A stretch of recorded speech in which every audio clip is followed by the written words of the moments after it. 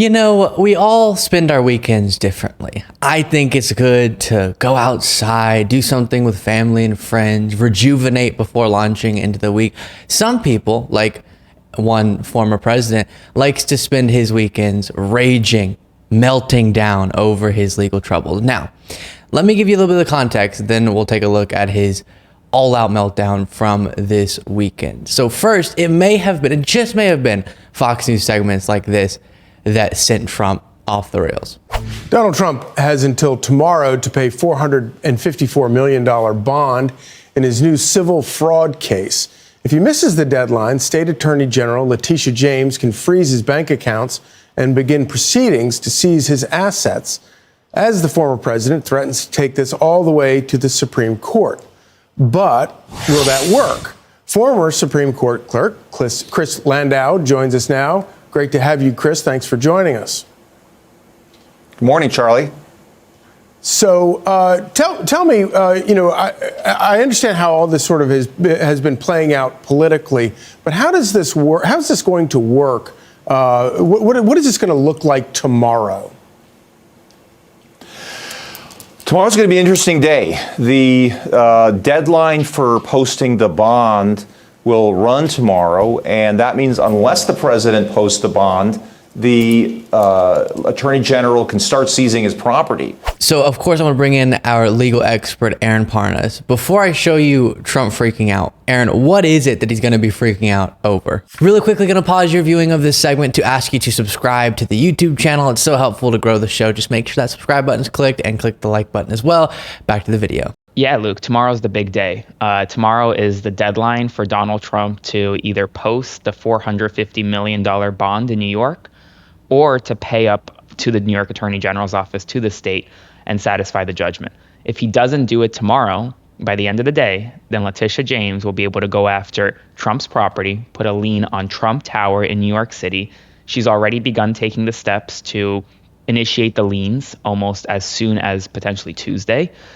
So it's a big day, and Trump has been freaking out because although Trump claims he has $500 million in liquid cash, it's clear he doesn't because he hasn't been able to satisfy an appellate bond to be able to appeal the decision. He hasn't been able to pay the judgment. He doesn't really know what to do, so he is spiraling. And let me read some examples. Obviously, I won't even scratch the surface of all of his posts from over the weekend, but some of them were just linguistically gorgeous and thought out, like this one: election interference or abuse of power. That's the whole post. Remarkable. Or he would write things like Arthur Engoron is a rogue judge who was intimidated by the big, nasty, and ugly mouth of Letitia James. Considered by many to be the worst attorney general in the U.S., she is a low IQ individual who campaigned for governor using my name and got trounced. And then he goes on some rather vile things there. He also wrote, at what point are the actions of the sitting president using lawfare against his opponent for purposes of election interference considered illegal? And before reading more, Aaron, you know what's interesting about that argument? He's saying what Biden is doing, which is nothing as it pertains to his legal cases, but his myth, his conspiracy theory about Biden coordinating all of this, that is illegal and it's election interference. But he's making the argument that a president should have immunity to do whatever they want. No, it's nuts, and it's really counterintuitive. But one thing is clear is that Biden does not control state prosecutors or state attorney general's offices. Those are completely and separately independent from the Department of Justice, from the executive branch. So these arguments that Trump is making just make absolutely no sense. And to your point, Luke, he wants presidential immunity. He wants to essentially do whatever he can as president of the United States, but at the same time attacks Biden for things that he thinks Biden is doing wrong, even though Biden isn't doing anything wrong. It's really funny. It's completely illogical. And honestly, Trump did this to himself. If you remember when the New York Attorney General's case was going on late last year, early this year, Trump's attorney, Alina Habba, in the courtroom did not do Trump any favors. They were making arguments as though they were on the campaign trail, not inside of a courtroom. They attacked the judge's clerk. They forced the judge to impose a gag order. They didn't really rebut any of the allegations from the attorney general's office. So they did themselves no favor. They're the reason they have this massive judgment against Trump right now. Had he had a semi-competent legal strategy in the courtroom, you would have likely seen a judgment, but it probably wouldn't have been as great as this one. So Trump can only blame one person, and that's himself. Yeah, and just as a side note, how do the followers of Trump on Truth Social who are watching him post these things, separate from the substance, if you want to call it that, whatever substance you can derive of an argument, right? And we can have a rational argument, explain to people why this isn't quote unquote lawfare and debunk those arguments. Okay. But separate from that back and forth, the unhinged, sort of unwell nature of how he posts so rapidly, so aggressively all weekend, go golf or something, or just meet with your lawyers. That's probably something you should do. Here's another bit of one. Through hard work, talent, and luck, I currently have almost $500 million in cash, a substantial amount of which I intended to use in my campaign for president. And I won't read more to all the normal garbage, but Aaron, why would he be saying that when right now his lawyers are saying that's not the case? Because, Luke, at the end of the day, he's relying on all the people following him on Truth Social to support his legal fees, to support his super PAC that's paying his legal fees. We saw in a new FEC filing just in the past month that Save America PAC, Trump's super PAC, paid over $4 million in Trump's own legal fees. And these are all from donations coming from people on Truth Social, people Trump is actively trying to get to make more donations. Trump himself is not paying his legal fees. It's his followers, it's his supporters, and it's pretty nuts. So that's why you see Trump kind of railing on Truth Social, because he just needs more money to satisfy these legal fees. And yeah, I mean, I think it's a pretty poor strategy to say online that you have all this liquid cash, you have $500 million, yet you can't satisfy a judgment that's $450 million. I think the average person does not need $50 million to live off of. An average person could live off of much less. So theoretically, Trump should be able to easily satisfy that judgment and still be a millionaire if he's telling the truth.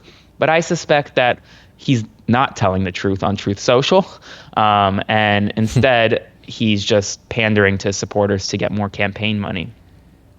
By the way, this reminded me of an Associated Press headline I saw. Trump spent $76 million over the last 2 years on attorneys and legal fees. $76 million. Stop donating to him. And I know some of that's, it's all coming from different places, but some of that is coming from, a lot of it, people who are donating their hard-earned cash to Trump, thinking that he's fighting for them or fending off some, witch hunt, lawfare. And it's just not the case. This is about him trying to avoid accountability. And you're the one paying the bill for it, MAGA. Yeah. And honestly, I don't know if you saw this, Luke, actually, but Ronna McDaniel, the former RNC chairwoman, who is now a new NBC contributor, went on Meet the Press earlier today and was asked by Kristen Walker, isn't it unethical, in your opinion, for the RNC and for these PACs to essentially be paying Trump's legal bills? And McDaniel's response was, as long as the donors know that that's where their money's going to, they can do whatever they want.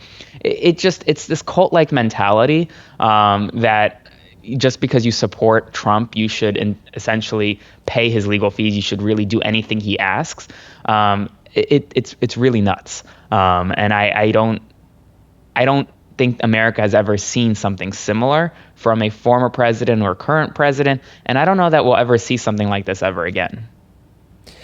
Yeah, and then fill us in on the new potentially lifesaver for Trump in his ability to pay this judgment. Yeah, so if you guys don't know, Truth Social is part of Trump's media kind of company that he has actually taken public to the stock market.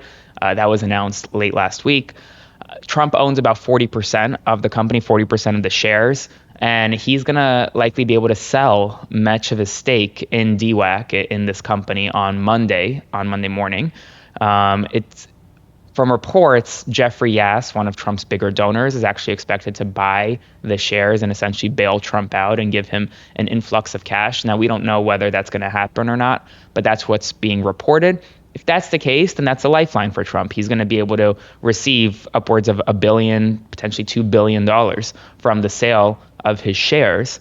But it is interesting. Jeffrey Yass is actually a major Republican donor. He's actually a major co-owner of TikTok. And if you remember, Trump actually came out against the TikTok ban after meeting with Jeffrey Yass. So this is all kind of very convoluted. It's a very complex web. But Trump is likely to get some type of lifeline tomorrow. But there's no guarantee. Remember, Trump says a lot of things and they never really pan out. So we don't know. Right. Aaron, where can people find you? On all my social platforms, just at Aaron Parnas. And everyone, make sure that you are subscribed to the YouTube channel, click the alert bell, click the like button, drop a comment. And if you want to check out our second channel where you can get short form content, that will be on screen here.